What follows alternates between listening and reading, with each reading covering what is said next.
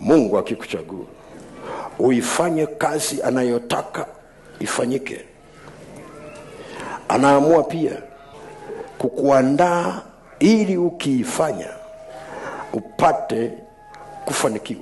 Uaminifu wako katika dakika hiyo moja au sekunde moja ambayo Mungu anayokupa kumtumikia Mungu, unafanya kazi kwa uaminifu na kwa juhudi na kwa maarifa yake na hekima yake kwa kiwango gani?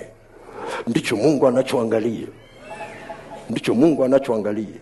Ndio maana maandiko hayasemi muombeni Bwana wa mavuno apeleke watumishi kwenye mavuno yake. Anasema ombeni Bwana mavuno apeleke watenda kazi, kwa sababu si kila mtumishi ni mtenda kazi. Bwana Yesu asifiwe. Kwa hiyo ukiona Mungu anaita watumishi na kuandaa, anakuandaa ili uwe mtenda kazi. Hakuandaa ili ubebe tu cheo cha kwamba mtumishi au kwamba Mungu amesema na wewe.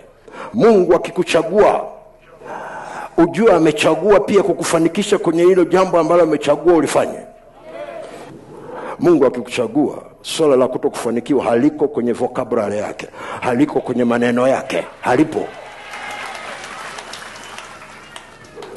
Mungu akikuandaa, akikuchagua anakuandaa kufanikiwa.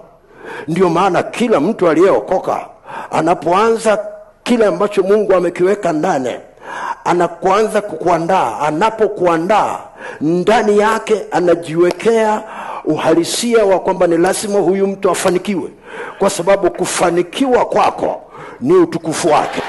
Hallelujah. Kama mtu anatumia neno kufanikiwa vibaya, wewe tumia neno kufanikiwa vizuri katika Kristo Yesu na utafanikiwa. Bwana Yesu asifiwe. Yeremia 29:11 inazungumza pia, na yajua mawazo ninayowawazia nyinyi, asema Bwana, ni mawazo ya amani, maana yake ni mawazo ya kukufanikisha, si mawazo ya mabaya, kukupa wewe tumaini siku zako za mwisho, siku zako za baadaye. Hakuna maisha ambayo Mungu anakupa ambayo ndani yake hayana tumaini ya kesho, hayana tumaini ya baadaye. Ukiona huna tumaini ya kesho, cheki vizuri hayo maisha Mungu nani amekupa. Kama Mungu amekupa, ndani yake kuna kesho. Hakuna leo isiyokuwa na kesho.